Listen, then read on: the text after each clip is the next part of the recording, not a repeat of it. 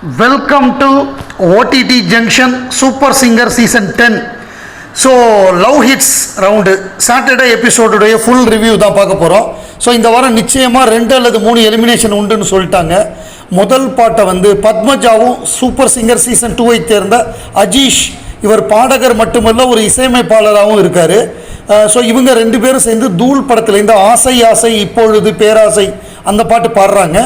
இந்த பாட்டை பொறுத்தவரைய அஜீஷ் நல்லா பாடினார். பட் பத்மஜா வந்து முதல் சரணம் நல்லா பாடினாங்க, செகண்ட் சரணம்லாம் சரியாக பாடலை.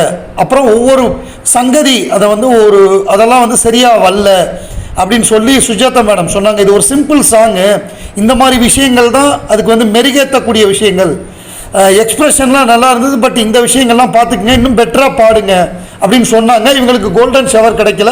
ஸோ இவங்க டேஞ்சர் ஜோனில் இருக்காங்க, பத்மஜா ஸ்ரீனிவாசன். அடுத்ததாக 2வது பாடல் வந்து என்ஆர்கே அருண் ரக்ஷிதா, இவங்க 2 பேரும் ஜீன்ஸ் படத்துலேருந்து ஹைரா ஹைரா ஹைரப்பா அந்த பாட்டு பாடினாங்க. ஸோ 2 பேருமே பிரமாதமாக பாடினாங்க.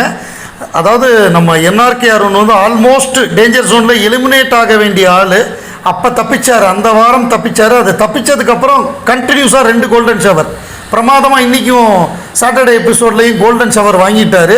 ஸோ இதே மாதிரி இம்ப்ரூவ் பண்ணுங்கள், தொடர்ந்து நல்லா எஃபர்ட் போட்டு இம்ப்ரூவ் பண்ணுங்கன்னு சொல்லி வாழ்த்துனாங்க. ரக்ஷிதா இப்போ என்னென்ன பாட்டெலாம் பாடிக்கிட்டு இருக்கீங்க, இப்போ போன வருஷம் என்னெல்லாம் ரிலீஸ் ஆச்சுன்னு கேட்டு அவங்கள பாட்டு பாட சொல்லி அவங்க பொன்னியின் செல்வன்லாம் பாடின விஷயத்தெல்லாம் சொன்னாங்க. ஸோ இவர்களுக்கு கோல்டன் ஷவர் வழங்கப்பட்டது. என்ஆர்கே அருண் தொடர்ந்து 2வது முறையாக கோல்டன் ஷவர் வாங்கிட்டார்.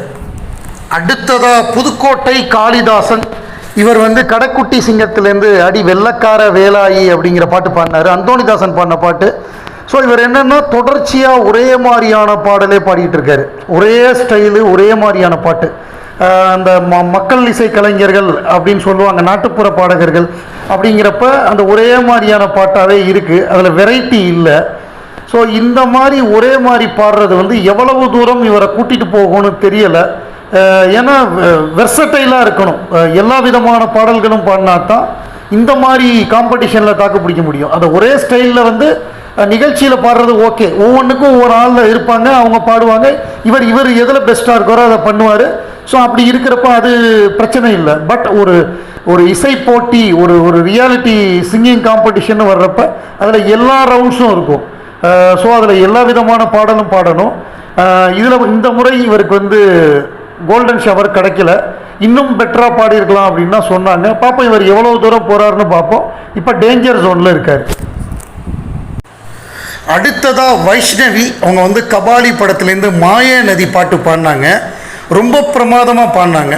இது பெஸ்ட்டு பர்ஃபார்மன்ஸ் கொடுக்கலை, ஆனால் பிரமாதமாக பாடினாங்க. இதில் என்ன குறை இவங்க பாடினதில் நம்ம ஷான்ரோல்டன் சொன்னார்னா, இது அனந்து தான் பாடியிருப்பார், அவர் பாடின ஒவ்வொரு சங்கதியும் ப்ரிசைஸாக இருக்கும், நீங்கள் கொஞ்சம் ஓவர் டூ பண்ணிட்டீங்க, அது ஒன்று தான் குறை, மற்றபடி நல்லா பாடினீங்க, நல்ல பர்ஃபார்மன்ஸ் தான். இவங்க நிச்சயம் டேஞ்சர் ஜோனில் கிடையாது, கோல்டன் ஷவர் கிடைக்கலையே தவிர டேஞ்சர் ஜோனில் இல்லை. அதாவது என்னென்னா சங்கதிஸை ஓவர் டூ பண்ணிட்டாங்க, நல்லா பாடணுங்கிறது வந்து பேக் ஆஃப் த மைண்டில் வச்சுக்கிட்டு கொஞ்சம் டெஸ்பரேட்டாக ட்ரை பண்ணுறப்ப சில சமயம் சரியாக வராது. ஸோ அந்த மாதிரி பண்ணிட்டாங்களோ அப்படிங்கிறது தான் ஒரு டவுட்டு.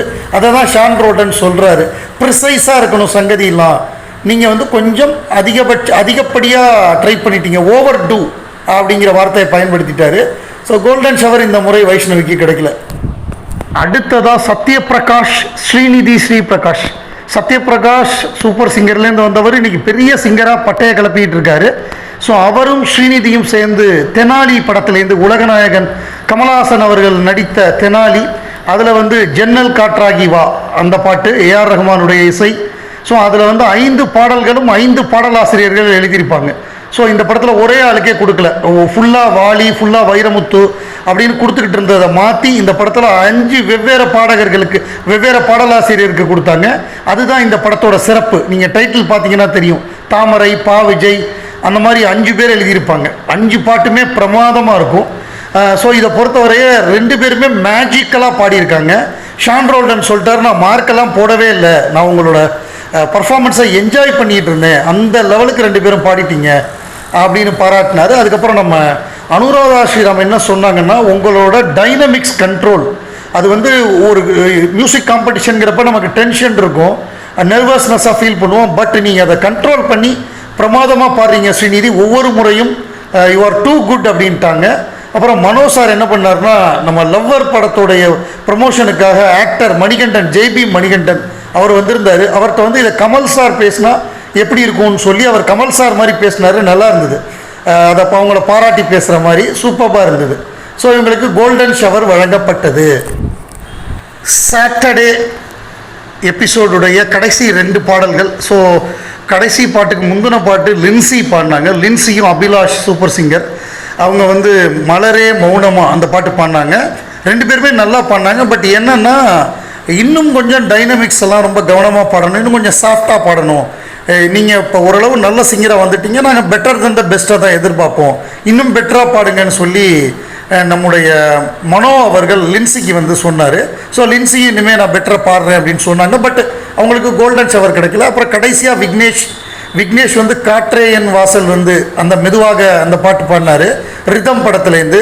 ஸோ அவர் ரொம்ப நல்லா பாடினார், எப்பொழுதுமே நல்லா பாடுவார். இந்த முறை இன்னும் பெட்டராக பாடினார், அவருக்கு கோல்டன் ஷவர் கிடச்சிது.